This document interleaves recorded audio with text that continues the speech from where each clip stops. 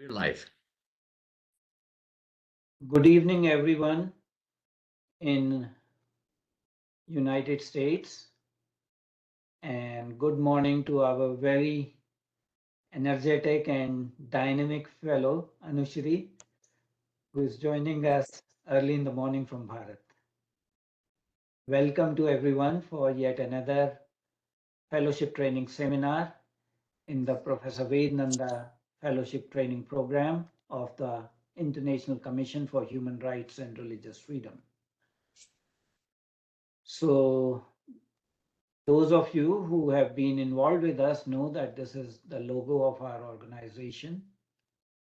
And the topic of today's fellowship training seminar is Disappearance of Native Canadian Children from Catholic Church-run boarding schools in Canada. So it's a very specific topic. On behalf of the Board of Directors and the executive team of the ICHRRF, I invite our audience to this seminar in the ICHRRF Professor Ved P. Nanda Fellowship Training Program. Our fellowship training program has distinguished faculty headed by our chief mentor, Professor Ved Nanda, Professor Yashwant Pathak, Professor Nalini Rao, Professor Lavanya Vemsani, who is supposed to be the faculty preceptor today. I hope she joins. Myself, Mr. Clemens, Mr. Hardam Tripathi, Dr. Yashodhan Agolgaonkar, Professor Nidhi Shandurnikar, and Professor Sen Ni, who very graciously consented to be a faculty preceptor and last month, was faculty for one of the seminars. We have two fellows currently, Mr. Pachori from January 2022 batch and Anushree from July 2022 batch. And as I said, today's topic is Disappearance of Native Canadian Children from Catholic Church-run boarding schools in Canada. Today is November 25th, Friday, 9 p.m. Eastern Standard Time, and it is actually November 26th, Saturday, 7:30 a.m. India time. Our seminars have a very standard format, 25 minutes presentation by the fellow, followed by 10 minutes comments by our chief mentor, Professor Nanda. This is usually followed up by 25 minutes discussion by the faculty preceptor for that particular seminar, and then 30 minutes question and answer session. Couple of announcements. We have an ongoing fundraising drive coinciding with Thanksgiving. We have, circulated the appeal everywhere. Professor Sen Ni has graciously accepted to be the Director of Outreach for Northeast Asia region. Dr. Shekhar Patel has assumed the responsibility as Secretary, Board of Directors of ICHRRF. And in month of October, we did two special seminars. One was by Mr. Ramesh Jaipal, a human rights activist from Pakistan, on the topic of ethnic cleansing and religious minorities in Pakistan. And Professor Sen Ni delivered a lecture on China's repression of religious freedom and persecution of the Falun Gong. Couple of housekeeping rules. Please stay on mute to avoid noise interference. Change your cell phone setting to vibration mode. Please do not interrupt when our faculty or fellow are speaking. Only those members of the audience who openly identify themselves will be allowed to ask questions. All the questions are moderated through chat function, and questions have to be very specific and brief. And finally, this event is being recorded like most of our seminars and will be available as a resource material later on our website. So without further ado, I'm going to invite Anushree Ghisad to start her presentation. Anushree, the floor is yours. Dhanyavad Adityanji. Kalji, would it be possible for you to share the presentation?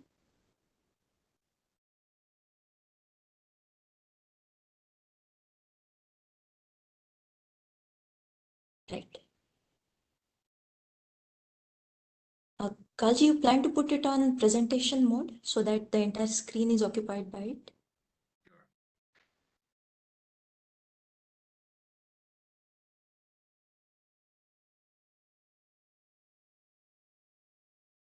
Okay, thank you.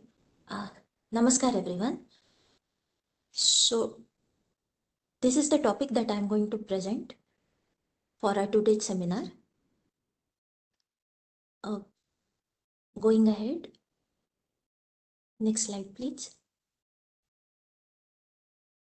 So in today's presentation, I have made a layout, and in that layout, we shall be discussing the context of education and schooling, followed by some fact check for Indigenous communities of Canada. That would be followed by stories of survivors of residential schooling. Where does this all system stem from? What are its consequences for Indigenous Canadians? And what do the discoveries of mass grave mean to Native Canadians? What does the formal apology from the Pope mean to these people, and what is the entire story behind the demand of rescinding the doctrine of discovery? That would be followed by my concluding remarks. So, going to the next slide. When it comes to education, we have certain assumptions in our head that education is a means to liberation, or education is the key to the fullest realization of human potential, so on and so forth. And usually we consider school as the path to receiving an education, an holistic education. So this is our general assumption. Now today we are going to discuss a stark exception to this assumption. So let us go through some facts in our next slide. See, so for centuries, the indigenous people have lived across North America. This constitutes today's Canada, USA, Mexico. They have dominated the entire continent. But in the process of European colonization by 16th century, many of the indigenous people have incrementally disappeared. Now this disappearance is not just limited to adults, it also includes kids. They are victims of forced assimilation project run by the residential schools. So Canada introduced an act in 1876. This act is called as the Indian Act. This act subsumed a number of colonial laws that aimed to eliminate the First Nations culture in favor of assimilation of Euro-Canadian society. Now, generations of indigenous students have suffered unspeakable atrocities and abuse inside these residential schools. See, we are speaking of more than 150,000 children of indigenous communities who were forcefully taken to residential schools between 1870s and 1997. These indigenous communities are called First Nations because they are the original inhabitants of North America. Now, these schools were established by the Canadian government. They were run by Catholic Church, at least most of them. Canada's first Prime Minister supported these residential schools. So in his own words, to sever the children from tribe and civilize them. So for the whole of 20th century, the Canadian government supported this mission. So the point is, what exactly was done to civilize these indigenous kids? Basically, these children were ripped of their parents, their community, their culture, in an attempt to assimilate them, to Christianize them. When these kids arrived at school, their traditional long hair were cut off. They were punished if they tried to speak their mother tongue. Can we move to next slide, please? So what we see here is a group of students who were brought to one of such residential schools. And what you would see in the next slide, please. It is just after 4 months that you see these students, their hair were cut off and they were encouraged to dress in a certain way. So the two recent discoveries of hundreds of unmarked graves in Canada's Catholic Church-run boarding schools, they have brought new attention to the country's past assimilation policies. These policies were specifically meant for indigenous people and brutal consequences of these policies. This is certainly not normal. And if we truly have to understand the gravity, we have to go through the stories of residential school survivors. It is through their testimonies that we can at least make an attempt to understand the depth of this trauma. and the entire community that has been subjected to this trauma. So we will quickly see some stories of survivors. Can we go to the next slide? So the person you see in the photo is Harvey Deharles. So he was taken to residential school when he was 6.5 years old. This was in 1949. It was his on-camera testimony. And in that on-camera testimony, one can actually see his voice cloaking and his voice choking as he was walking through the ground of that formal school. He distinctly remembered his head being shaven off, his traditional braid cut off upon his enrollment to the school. He recalled how the authorities spoke to the indigenous kids. And what I have written here are the direct quotes. He says, they used to call us little savages. Underline this term, little savages. You little savage, your ceremonies, that is paganism. That is how they spoke to us. While he was walking with the reporter, he said, I remember being locked up in the dorm. I cried so much because of the harshness. He also showed the chapel inside the school where indigenous students were forced to pray 10 times a day. As he went further, he also cited a place where one of his schoolmates hung himself. So Mr. Harvey found him hanging. Then there was a boiler in one room. That boiler was used to get rid of remains of children. Mr. Harvey says many children became suicidal because of the harshness in the school. In fact, he himself was gang raped in the school by the authorities. So he says, after I went through all the turmoil of sexual assault, I became suicidal in the school. I was 12 years old when I tried to commit suicide. Harvey has shown a team of researchers and archaeologists where to look up for the mass graves. On the map of that residential school, he shows the locations of the graves. Now, researchers use the ground penetrating radar system to detect these mass graves. And this is what he has to say. We lived on the top of the graves for many, many years, but we couldn't do nothing. Now, researchers say they are expecting over 80 more such graves in the residential school where he used to go. Next slide, please. This is Leona Wolf. She was taken from her home to the residential school in 1960. And that time she was barely 5 years old. This is what she has to say. They put me in a dark room and shut the door. Then they take off the light. All I had to look was this much light, like I was in jail. Now, according to her, the abuse that many kids suffered from Catholic priests and nuns wasn't just physical.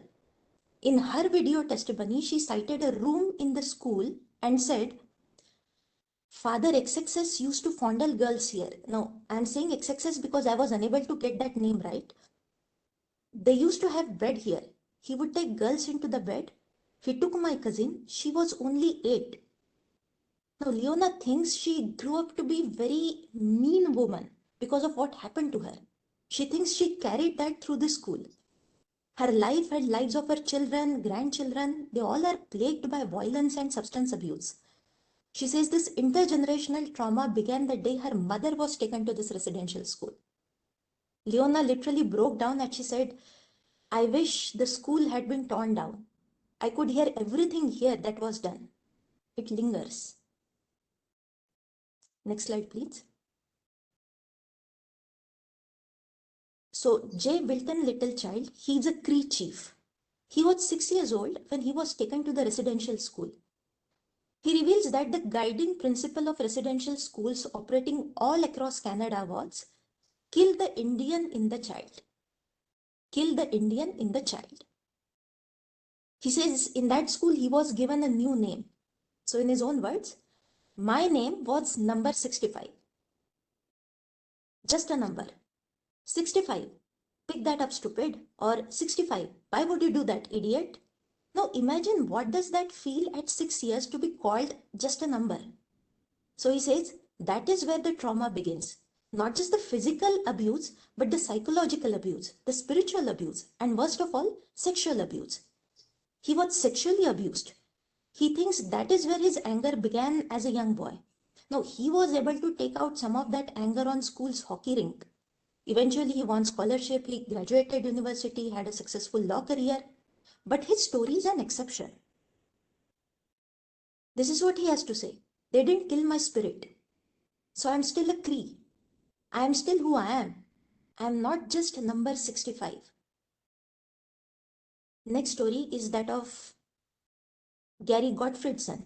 He is another survivor of Kamplun Indian Residential School. This is what he had to say. We were made to feel ugly because we were told we are ugly.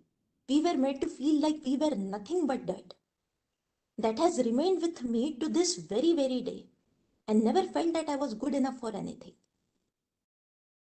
So after hearing all these stories, and there are so many more such stories and testimonies from the survivors, next slide please, one would wonder, why would parents enroll their wards in such kind of residential schools, right? Next slide please. Yeah, so this is the slide. So parents never enrolled the ward to these schools. In fact, the school's officials and police would show up unannounced in these indigenous communities. So it wasn't even a matter of choice for the parents. They would take away children as young as 3 years old. And parents would be jailed if they refused to hand over their children. Next slide. Now, you might wonder why these stories are coming out now. So there are two main reasons for it. The first reason is a recent discovery of over 700 unmarked graves of children in these residential schools. Now, these are some hard-hitting facts and evidences which you cannot deny. And second reason being, in 2008, thousands of residential school survivors filed lawsuits. So the Canadian government had to take cognizance, and it officially apologized for its policy. So residential school survivors are coming forward with a hope that the scientific evidences will reveal to the rest of the world the truth that they had known for so many years. Their stories are real, but the system around and possibly the people around were not ready to pay heed to it. Next slide, please. So what are the steps that are being taken by the recent successive governments in Canada? So to begin with, in 2008, government officially apologized for its policy. It set up $1.9 billion compensation fund. Then a Truth and Reconciliation Commission was constituted. Now this commission presented its report in 2015. It concluded that what happened with the indigenous communities was cultural genocide. It identified over 4,180 native children who died in these schools. And how did they die? The commission says they died from diseases, malnutrition, overcrowding, poor sanitation, or they died after being abused or trying to run away. The government has also set up a 24/7 national helpline for the survivors for their counseling. The whole question is that enough compared to the irreversible loss which these natives have suffered? Next slide, please. So what are the consequences of such kind of policies for the native community? Communities still feel impact on their experience, on their daily experience. They are overrepresented in adoption, foster care, prison. Analysts draw a direct line with that to these residential schools, and the pain of that has been passed on from generation to generation. This has led to intergenerational trauma, rage, anger, meanness, alcoholism that is practically wrecking their families. Loss of innocence. I mean, what else we expect as a result of systematic psychological, physical, sexual, and spiritual assault at a very tender age? According to multiple survivors, children sometimes have to dig graves of their classmates. Now just imagine being a 8-year-old or 10-year-old and digging a grave of your own classmate. What that must have felt like. Separation from family. Not only were children forcibly taken away from their families, but seldom were their parents informed if their children died. Now again, imagine the trauma of the families who do not even know what happened to their child. And the irreversible loss of indigenous heritage as a generation after generation was systematically forced to wipe out their collective memory, that cannot be even quantified. It's a loss of cultural heritage and ethos. Which is why against this backdrop, we also need to see why these discoveries of mass grave matter to indigenous people. Next slide, please. So discoveries of these graves, they have opened deep wounds. People are angry with these findings. No, they are angry because they knew these graves existed. When I say people, I mean indigenous people. They were living with this horror, and now they want their kids to be honored and respected. These discoveries have provided a much needed closure to the indigenous community, though not completely. Their unanswered questions have been answered to some extent. So they deserve answers, they deserve justice. And these discoveries also mean a dignity in death that these native kids were never received in their lives. Now, these wounds have not healed completely. Thousands of people have marched demanding Pope to apologize. They are demanding Church to open the archives to identify missing children of indigenous communities. And that brings us to our next point. Next slide, please. This brings us to the most talked about a week-long penitential pilgrimage of Pope Francis to Canada just this year. It was stated to be a pilgrimage of healing, reconciliation, and hope between the Catholic Church and indigenous people. While the word genocide wasn't heard in any of Pope's official addresses, on his flight back to Rome, he said everything he described about the residential school system and its forced assimilation of indigenous children amounts to genocide. So while he was addressing a residential school survivor and their families in Alta, he expressed deep sorrow for harm suffered at the church-run schools and asked for forgiveness. So in Pope's own words, for the wrong done by so many Christians to the indigenous people. Now the question is, does it constitute to a formal apology? Well, that is how it was covered by most of the mainstream media, but indigenous people might have a different viewpoint. So there is a strong demand of indigenous people to rescind the doctrine of discovery. When asked about issuing a statement on doctrine of discovery, Pope did not answer the question directly, but he talked about it in a manner of doctrine of colonization and how bad it is. So let us quickly find out what is this doctrine and what are its implications. Next slide, please. So doctrine of discovery is one such doctrine which is used to justify colonization of indigenous land by Europeans.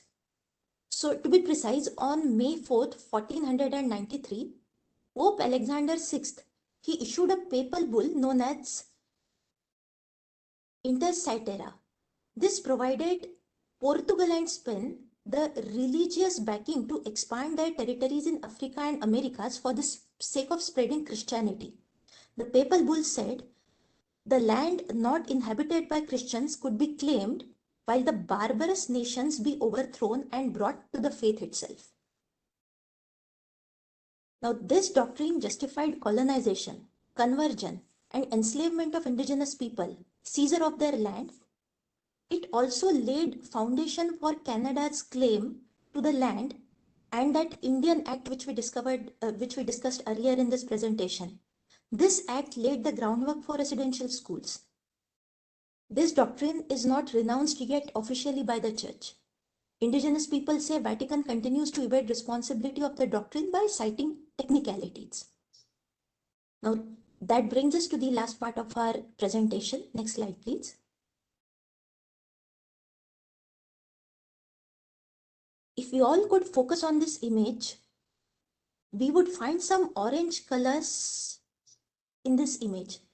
This is basically an image of deep penetrating radar technique where the orange color represents oval pits of mass grave in the hilltop of a residential school. The site was shown by a residential school survivor. The proofs that we see today is a tip of iceberg. And who knows how many of such schools exist all across the land over which Europeans colonized. Now, there is no doubt that there was a deliberate act to colonize the native Canadians, to extinguish the Indian in the child. The abuse and death were known since the inception of Canada, and they were known to almost all Canadians. But it was never taught. Rather, a narrative was created that such mass grave never existed. A 1980s book on residential school experiences was actually rejected by its first publisher, who didn't believe such kind of stories. Today, this radar penetrating technique has discovered grave of children as young as 3 years old. Now, elders of indigenous communities have long shared the stories of atrocities and barbarity at these residential schools. They were rarely believed outside their community. So we really need to ask some hard-hitting questions. What is it that took mankind so long to recognize this? There is something seriously problematic about it. Is it because of involvement of church? Is it mere overlooking the facts? Otherwise, what explains the stoic silence and even absence of empathy for the very natives of this land, who are the original inhabitants? And what about their human rights? What about human rights of indigenous people? Their right to life? Their right to safe, secure, and abuse-free childhood? What about their right to family, right to culture, and their right to freedom of religion? Because clearly for them, freedom of religion means passing on their tradition from one generation to another without any external interference, and that has not happened. So this dark legacy is the reality, and this can be undone only with genuine acknowledgement of the past without making any attempt to whitewash it. And we need to go much beyond the lip service. That genuine acknowledgement and support from people around can possibly bring some extent of the needed healing. With this, I would end my presentation. These are some of the references that I have used in the next slide that you would find. And that is it. So I end my presentation here. Dhanyavad. Thank you very much indeed, Anushree. As usual, you do a wonderful job researching each seminar topic, bringing very cogent, very comprehensive presentation. Now I will invite Professor Vemsani, your faculty preceptor for today's seminar, to give her comments on this topic. Thank you, Dr. Adityanji. And it was always a great pleasure to be here, and great to see you, and great to see everyone here. Anushree, you did an excellent job. It was a very good presentation. You have checked all the sources. You talked about the stories shared by people who survived this experience, this difficult experience, and you also brought historical evidence to the presentation. So your presentation did an excellent job shedding light on what has happened up to this point. This has to be taken up, framed in a larger framework. The cultural issues, culture wars, constitutional governance, all these are considered to be key points, key issues in a democracy. But as the democracies began in North America, in Canada and USA, a number of issues were recorded. This is one aspect of them, having the residential schools. But there are other aspects to it, wiping out cultures, occupying the lands, and relegating the natives to certain areas called reservations. So there are a number of issues that are included in this. It's not just a culture war. It's not just about the school system. Of course, school system is brutal, led to a death of number of children. But we should not forget that the early colonization also led to the death of millions of natives. So the Truth and Reconciliation Commission, I hope, will bring forward more information and more. You said there is this 1.3 billion set out for survivors of this school violence and all that, school abuses.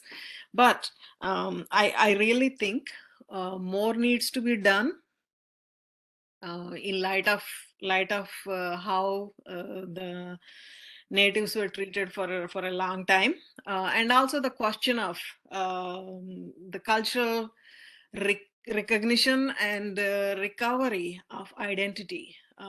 Their identities were wiped out forcefully. They should have a chance to relearn their language, relearn and recover their religion. So there is a lot of work that still needs to be done.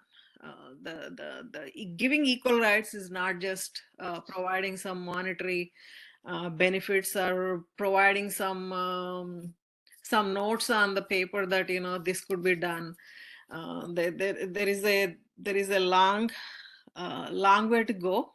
So Canada should come up, I really think, with a commission, with a native commission that will investigate with each native tribe that was there, and propose activities that will help recover the language, religion, culture that belongs to each native. I don't want to call it a tribe. Tribe is used as a derogatory term during the colonial era, so I don't want to use that term, but the natives.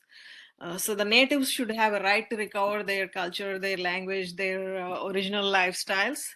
So there should be of course, Truth and Reconciliation Commission is good, but there should be a council. A council that is well versed in legal and a number of other aspects of culture. So its recommendations should be followed. There is more to be done. This is not a short easy road to take. And of course, the colonization takes different form in different continents. Of course, Africa, India, and China, and of course North America. It's altogether a different story. But anyway, all of the continents, they're all asking for decolonization of history and decolonization and new anti-colonial history and anti-colonial information to be brought forward. So as Canada reconciles with these issues, the issues of natives and residential school issues, I really think they should extend it a little bit further and incorporate more aspects to it and form a council so that true justice can be brought to the sorrow that was that was part of the life of many natives for centuries. It's not 10 years or 20 years, it's centuries. So the centuries of trauma, a cultural trauma, is not easy to get out, but at least a little bit of recovery and identity formation would help. The native tribes would forever have this trauma. And many people may have heard alcoholism and issues with psychiatric issues. Especially Professor Adityanji is in the field, so he knows. These are not really issues with personal ethics or morals. These are actually issues because of the trauma, cultural trauma, and ongoing cultural trauma that they face.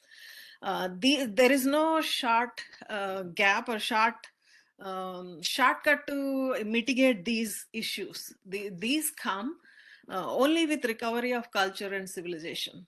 They should be allowed to learn their language, learn their culture, speak their language, and understand how they're related to their land before colonization happened. So decolonization and anti-colonial relearning is very important, and this should be given a special place by any of the commissions or any of the councils. Commission is not enough. They have to appoint a council to mitigate. They cannot completely mitigate, at least take some steps towards well-being of its own citizens. Natives are also equal citizens, just like everybody else. So they have the right to their freedom, right to their culture, right to their language, right to their life, right to their cultural being and belonging. So it's an important step that the Canadian government should take. So that's where I end my comments on this subject. Thank you so much. Thank you, Professor Vemsani. As usual, you always bring, very serious sort of gravitas to the discussion, Thank you. bringing the issue of, colonization and need for decolonization. So just taking from that point of view, you very rightly said that you do not encourage the use of the word tribe because the pejorative connotation. Similarly, a similar kind of microaggression and pejorative value is attached to the word native. Those are the natives, we are the more superior, advanced versions. We are the advanced, yeah. Right. In the Canadian context, actually, First the Nations.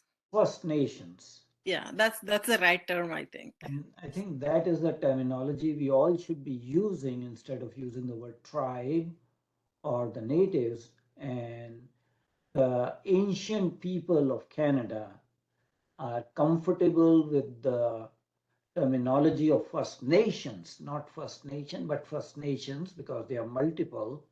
So that is just about semantics. I was very gratified to see, although the attendance is low, but there was a gentleman, a pediatric dentist joining from Kuwait for this seminar. And there was another person, Shiva, I think he's from Washington, D.C.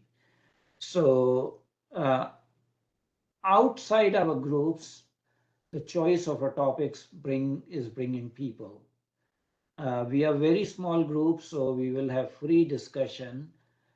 As a courtesy, I'm going to invite our Director of Outreach for the Africa region, Shri Hariji, who is joining these seminars for the first time. Shri Hariji, we would like to understand and appreciate your comments coming from, if not African, then Ghanaian perspective. I think you'll have to unmute yourself. Thank you very much, Adityanji, and I'm really grateful to kind of like have the opportunity to be on the program for the first time. Because of a few issues and work and stuff like that, I haven't managed to join. I was listening to the lady, and she made a very, very good presentation, and I really appreciate that. And it echoed what exactly has happened also in Africa, and especially in Ghana during the times when the British entered our soil and they started fighting us for our natural resources, gold, diamond, and all of that. And I felt very sad that a lot of things did happen. Even it continues to happen as of now that I'm talking to you right now. I grew up in the 90s, and believe me, we were caned, we were being whipped by our own teachers, our own people, for speaking our own language, and they call it vernacular. How can that happen? And this is one of the worst things that should ever happen to your own self. You are in your own country, you are speaking your own language, and you are being punished for doing that. And they are using our own people to do that to us. So it echoes exactly what the lady was talking about.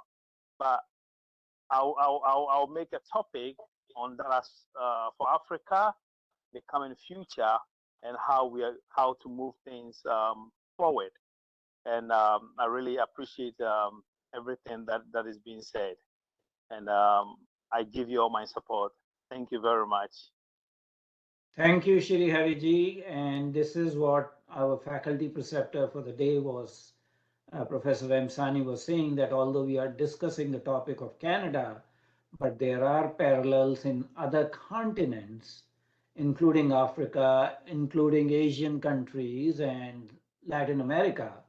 Same kind of, practices and tactics were used in ethnic and cultural genocide of the ancient and indigenous communities all over the world. So, although the specific topic is about Canada, but we understand what people in Africa, and especially since you can relate to Ghana, went through. We have our other fellow sitting very patiently and quietly. So, Mr. Pachori, what are your comments and suggestions? Please unmute yourself, Ripudaman. I would like to add for Srihari ji. Okay. We are looking forward to his presentation on African context. We are really looking forward for that. Hello. Are you able to hear me? Yes, we are able to hear you, Ripudaman. Okay. So very good presentation as usual, Anushree ji. And it's an honor to see Srihari ji also again. I met him a couple of years back in one of the conference in Texas. So good to hear you, Srihari ji, and definitely there are parallels around the world, same pattern in Asia and Africa also, and separate basically presentations need to be um, basically separately geographical region wise. We need to discuss these cases and these accounts and register um, those in our presentations.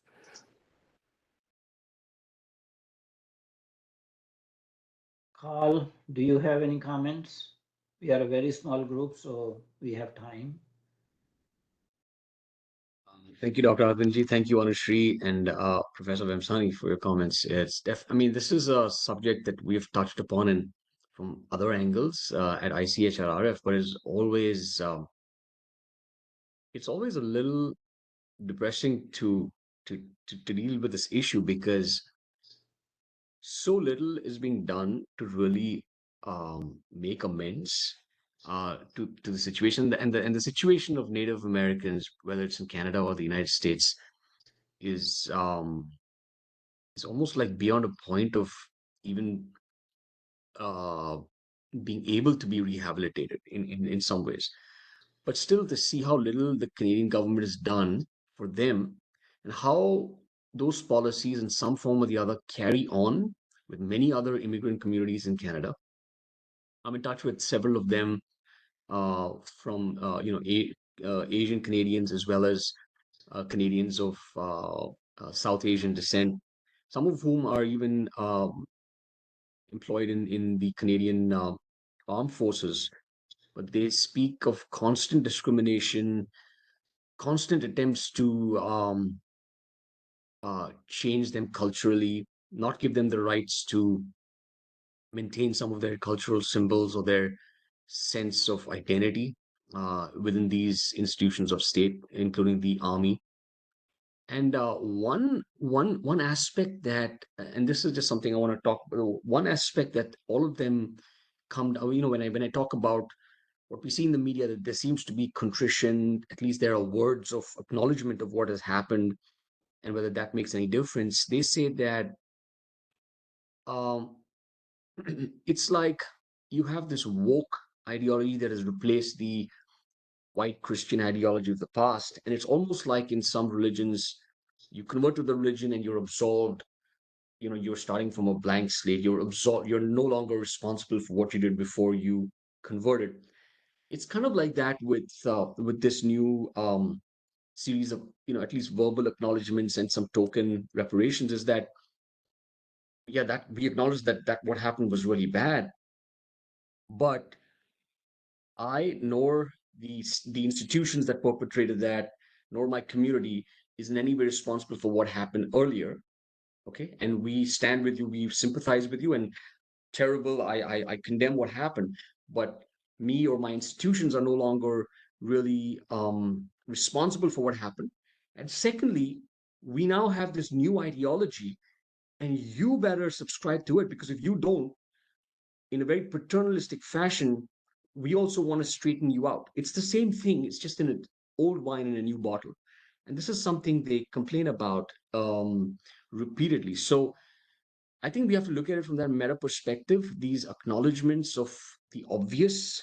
It's not even something that, I mean, everybody knows that it's been done, but it's good that they're acknowledging. I'm not, I appreciate it, but I think we have to look at what is being done right now, not just to the Native Americans, but to other communities that are still living and have their identity intact, to see what happens. And I think every aspect of Canadian government and Canadian institutions, including the armed forces and the educational system in Canada, as well as the United States, really has to be under the scanner for how they handle racial, religious, and cultural diversity. And we have to go beyond all the words that we see today. I think that's just all I wanted to say. So I'm I have a comment. So go ahead. one thing, yeah, thank you, Adityanji. So one thing is, we spoke about that these things happen like for 100 years, and in long past. But in some form, these are still going on. And we also talked about there are some support groups created by the government and other NGOs.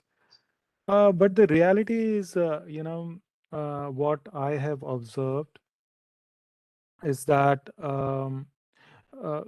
there is a difficult environment is being created for these people, wherever they are, whether they are in their own communities and settlement, or wherever they are. One thing is they are suffering from one trauma or another, one issue, and another. And these support groups are mainly run by the church itself. And what they say is, because you guys worship a devil, in this case, like most of the indigenous people, their gods are natural gods. They worship rivers and mountains and forests, etc. So they say worshipping these is a sin, and since you worship devil, so that's why you are suffering, and your suffering will be um, done if you follow the Christianity. So it's a loop which is not ending, and it is the same thing is happening as of today as well, and it's everywhere. It's in United States also, and I have experienced this in United States first account, so I can tell about it. Thank you, Ripudaman. I think Anushree wants to join into the discussion. Anushree, please go ahead. Dhanyavad Adityanji. I actually tried to type my question twice but didn't know how to submit it. Namaskar, Professor Lavanyaji. Lavanyaji, I have this question in my mind. So I read that many of the survivors of Native community, they are suffering from severe identity crisis. And the consequences of those identity crises are actually passed on to the posterity. So my question is, merely relearning a language or trying to relearn or rediscover a culture, can that completely undo this identity crisis? Because even if they try to learn it theoretically, do they have any practical baseline to imbibe it to the fullest? Right. That's a good question. Can they really go back fully? Yeah, sure, they can't go back fully, but it at least gives them, I think, it at least gives them a little bit of solace that they're being themselves instead of being, kind of this suppressed, oppressed person that he was not. The oppression and suppression might be helped a little bit. you know, and it also takes generations. You know, this happened over to say maybe more than 3 centuries, and the recovery and the help might also take 300 or 400 years. So this there is no quick fix for it, but that might help. But there should be a political and legal remedy. That's the reason I was proposing there should be a council to discuss the issues and what to do about it. Of course, the cultural remedy is one. The other remedy is to have a Native American, not native, sorry, the First Nations representative on the parliament. The First Nation should have proportional representation on the parliament. So there is a way to go. A lot need to be done. There are like long way to go, but at least thinking about these things, constituting a council would help. Thank you, Professor Vemsani. That's a very, very good suggestion. Anushree, you have supplementary question? Yes, Adityanji. Thank you so much, Lavanyaji. But still, I wonder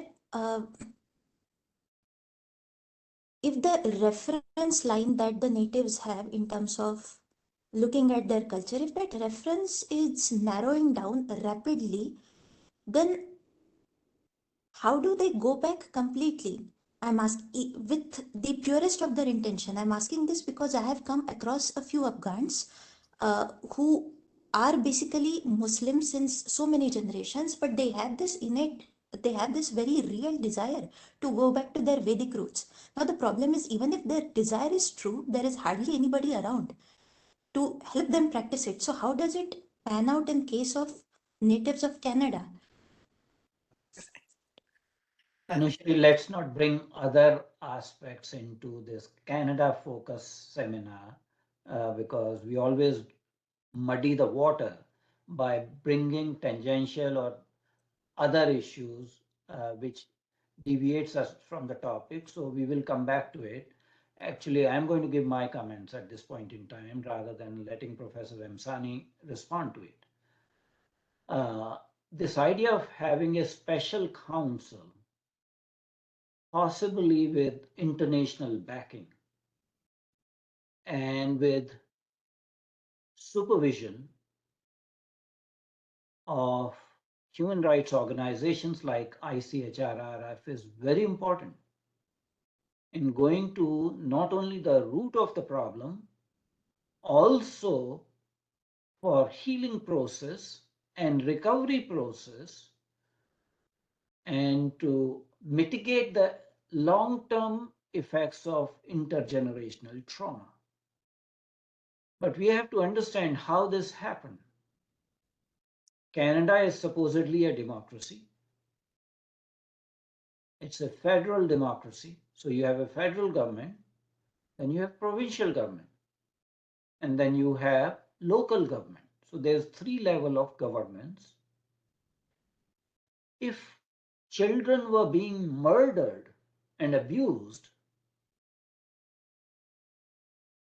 over decades in these residential schools, it was a culpability or not just of the school authorities, but the local government, provincial government, and federal government. All 3 were equally complicit in genocide, sexual abuse, and torture of children. So that responsibility has to be laid at each level successively. But story of culpability does not end here. These were Catholic church-run boarding schools. And if you understand Catholic hierarchy, there's no vacuum. There's a chain of command, starting with Vatican downwards.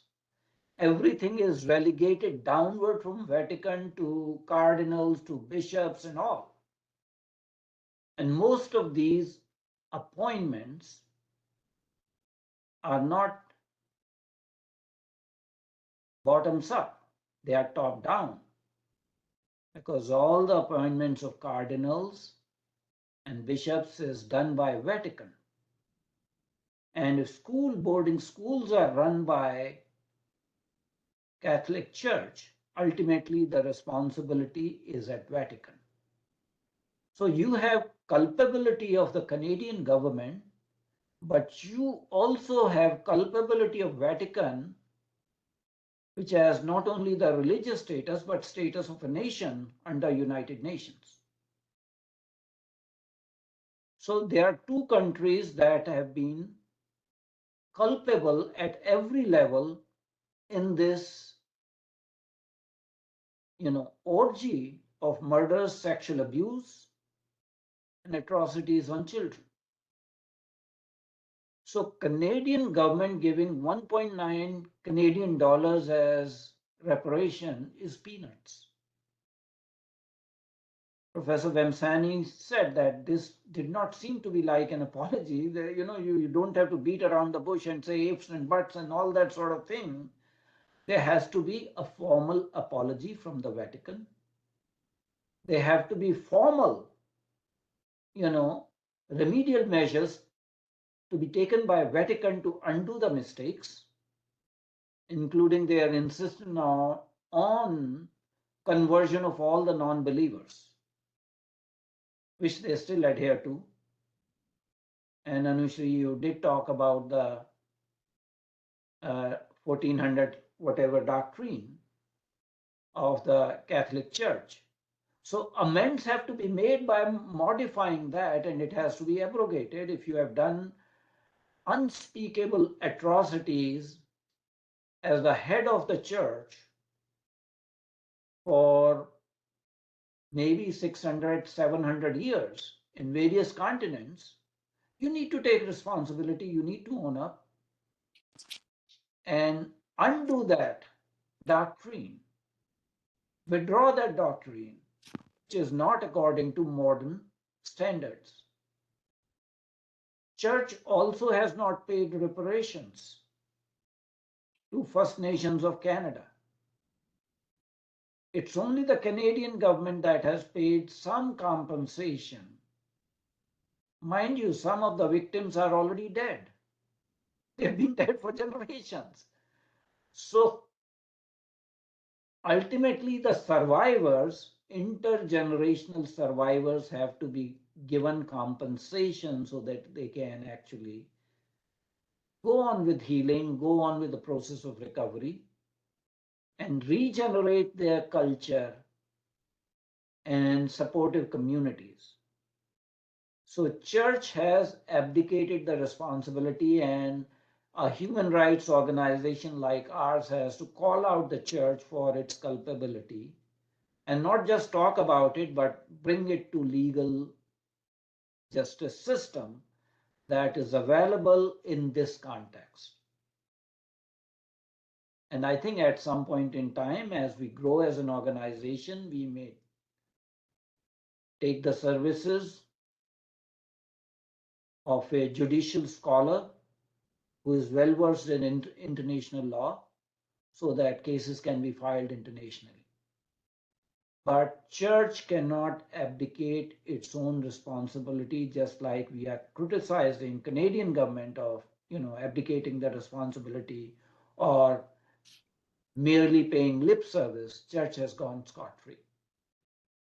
All the victims would want is that the guilty be brought to justice in any kind of crime. And this was a crime against humanity. That needs to be done. What else needs to be done? On the lines of Auschwitz,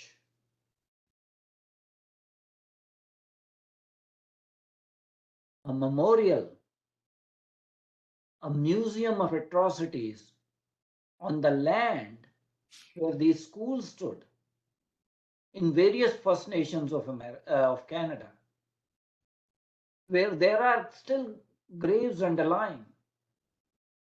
These need to be memorialized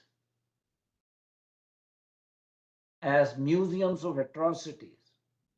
reminding the humanity, reminding the religious community that one religious community erred and did unspeakable crimes against people who were defenseless, marginalized, vulnerable, and weak. So, a lot needs to be done and can be done if we take a very systematic and focused approach. And I wish we just don't end this seminar by having an academic seminar. There's a follow-up action. So if we can find some members of the First Nation communities in Canada and bring them into this discourse and do just some hand holding so that they can actually take the legal process. I think that would be the ultimate sort of response we as a human rights organization will be able. So I don't know whether I have overspoke, but Professor Vemsani can tell whether these ideas can be implemented. Very important ideas. Very important. Further action is necessary. It's very important.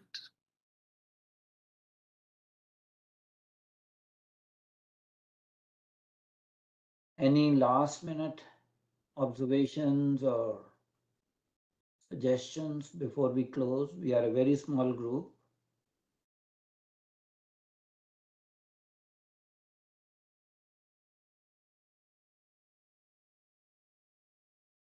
So if not, we will end this discussion, but Mr. Clemens will put this recording on our website.